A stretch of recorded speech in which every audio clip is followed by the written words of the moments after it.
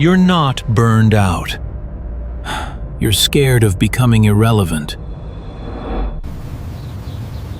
Everyone calls it burnout. They say you're tired because you work too much, because you don't rest enough, because you need a break. But here's the uncomfortable truth. If this were burnout, rest would help. Time off would feel restoring. Silence would bring relief. Instead, even after resting, something still feels wrong. The exhaustion doesn't leave.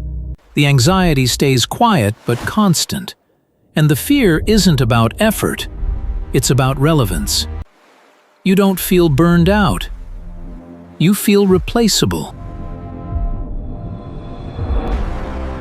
You wake up tired, even on days that aren't heavy. Not physically exhausted, just drained in a way that's hard to explain. You still show up. You still do what's required. You're not failing. But something inside you feels constantly behind. You scroll past people doing more, faster, younger, learning quicker, adapting effortlessly. And even if you don't consciously compare yourself, your nervous system does. You start questioning things you never questioned before. Am I still good at what I do? Am I falling behind without realizing it? How long before I'm no longer needed? What makes this feeling confusing is that nothing is wrong on the surface. Your job still exists, your skills still work, your life looks stable. Yet motivation feels fragile. Focus breaks easily. Rest doesn't reset you anymore. Because the exhaustion you're carrying isn't coming from effort. It's coming from uncertainty. From the quiet sense that the ground beneath your value is slowly shifting. There's a reason this feeling has become so common, so suddenly. And it isn't because people became weaker. It's because the world quietly changed how it assigns value. For most of history, your worth was tied to a role, a craft, a place you occupied for years, sometimes for life. Today, value is no longer stable. It's measured, compared, ranked. Systems don't ask who you are, they ask what you produce, how fast, how efficiently, how cheaply. And if something, or someone, can do it faster, the system doesn't hesitate. This is where the fear enters. Not the loud fear of losing everything overnight, but the quiet one. The sense that your usefulness has an expiration date you were never told about. You feel it when new tools appear overnight, when younger people adapt instantly, when metrics start replacing judgment. Even if your job is safe, your position feels fragile, and your mind reacts the only way it knows how. By staying alert, by working harder, by never fully relaxing. Because on some level, you're not just tired. You're guarding your place in a system that no longer guarantees one. What makes this exhaustion confusing is that it feels new. People in the past worked harder than we do. Longer hours, more physical strain. Yet they didn't describe this same kind of psychological fatigue. That's because effort isn't the issue. Stability is. For most of history, once you proved yourself, your role held. You didn't have to re-earn your relevance every year. Skills aged slowly, expectations were clearer, and comparison was limited to the people around you. Today, none of that is true. Skills expire quickly, standards shift constantly, and comparison is global, instant, and relentless.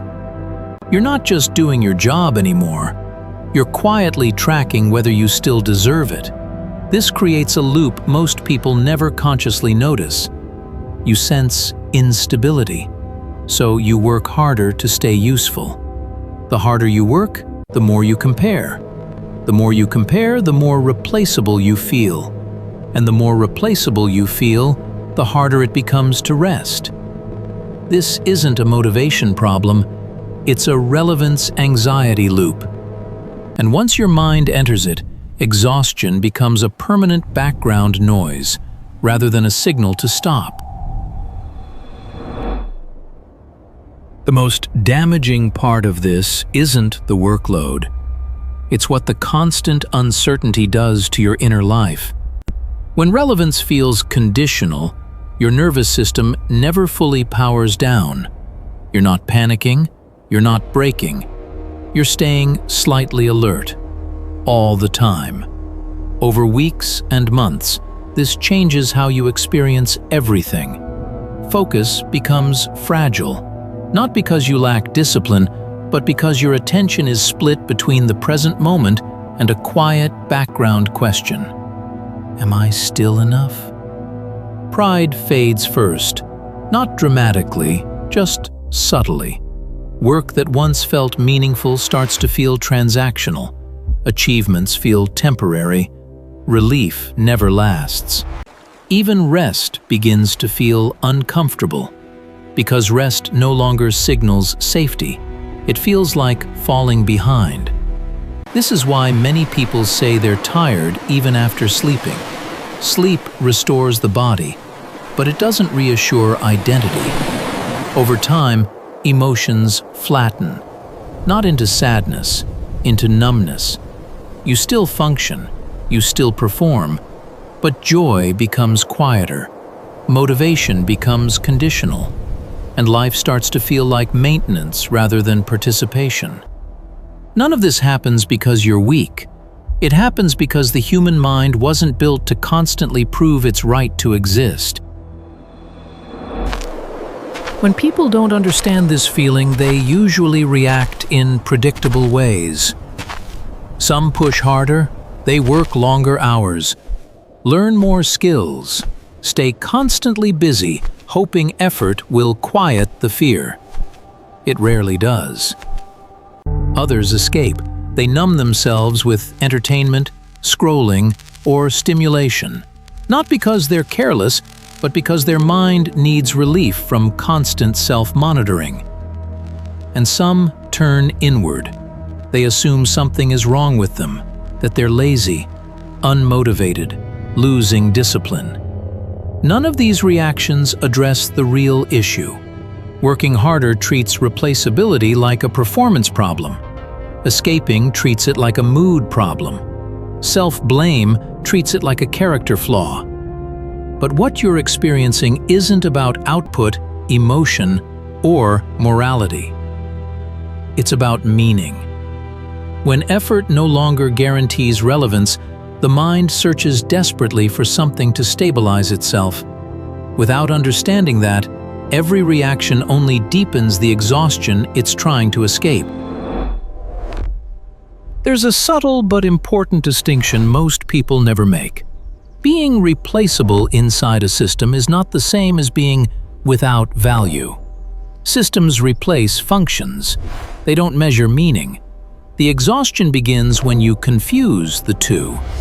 When your sense of worth becomes dependent on how difficult you are to replace, rest feels dangerous. Slowing down feels irresponsible. And identity becomes fragile. But human value was never meant to be proven continuously. In healthier conditions, relevance emerges naturally, through contribution, presence, and continuity, not constant optimization. The problem isn't that systems change, it's that they quietly taught you to see yourself the way they see outputs. This is why motivation advice feels hollow. You don't need more drive. Drive assumes the problem is effort. What you're experiencing is a mismatch between how systems assign value and how the human mind experiences meaning. When you stop asking, "How do I make myself irreplaceable?" and start asking, "What kind of value doesn't disappear when systems shift?" something changes. The pressure eases. Not because the world becomes safer, but because your identity stops being negotiated minute by minute. This doesn't solve everything, but it creates enough internal stability for exhaustion to loosen its grip. If there's one thing worth remembering, it's this. Exhaustion doesn't always mean you're doing too much. Sometimes it means you've been quietly proving yourself for too long. Trying to stay relevant, trying to stay useful, trying to stay ahead of something that never clearly tells you where you stand. Systems will always change. Standards will keep shifting, and replaceability will remain a fact of modern life. But the moment you stop negotiating your worth with forces that can't measure it, something inside you steadies. And often, that's when the exhaustion finally begins to loosen.